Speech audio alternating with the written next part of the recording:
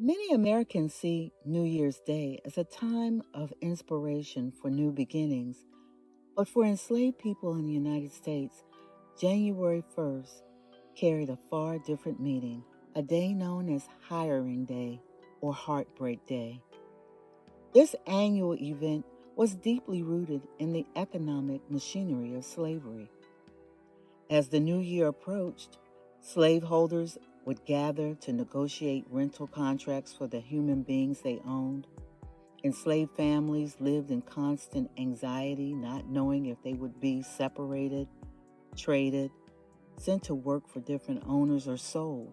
The process was brutally straightforward. Enslaved individuals would be brought to town squares, markets, and auction blocks where they were essentially rented out like livestock. These contracts could last up to a full year with little regard for enslaved individuals, family bonds, or individual desires.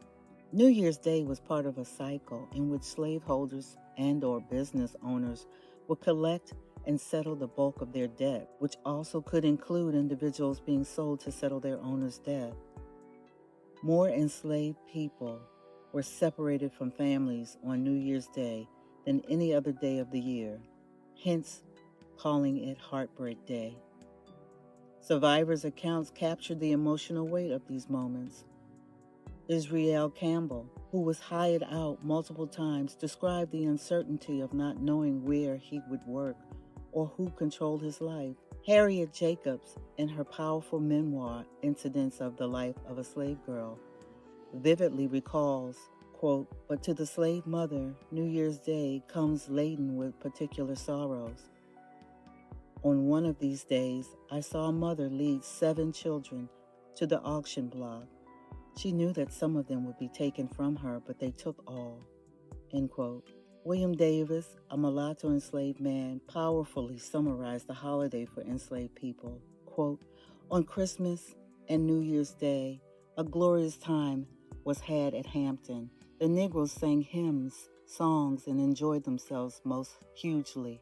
It was a great contrast to the preceding New Year's Day, when the cries and tears of brothers, sisters, wives, and husbands were heard in the same streets. For on that day, a general sale of slaves used to take place." End quote. Resistance was dangerous. Those who refused or tried to escape faced severe punishment, including whipping, arrest, and imprisonment to crush that resilience and maintain control. Interesting, January 1st also marked significant moments in the struggle for freedom. In 1808, the federal government banned the transatlantic slave trade, though the domestic slave trade continued ruthlessly. Even more interesting, in 1863, President Lincoln signed the Emancipation Proclamation on New Year's Eve. January 1st, 1863 became Freedom Day. This pivotal moment gave birth to a powerful tradition that continues to this day: watch night services. During the year leading up to the Emancipation Proclamation, enslaved Black Americans would gather in churches and secret meetings on New Year's Eve, holding all-night prayer services filled with hope and anticipation. On December 31st, 1862, they waited with bated breath for news that could change their lives forever. These watch night services transformed from moments of anxious waiting to celebrations. In the decades that followed, the tradition evolved into a profound cultural practice. Black American communities would gather in churches, spending New Year's Eve in prayer, song, and communal support, remembering historical struggles while holding on to hope for the future. Today, watch night services continues to be a powerful testament to resilience. They represent more than a historical commemoration. They are a living tradition that connects contemporary Black American communities to their ancestral history of strength.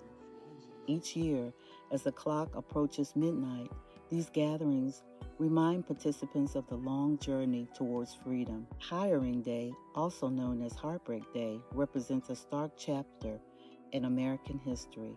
By remembering these stories, we honor the strength of those who survived.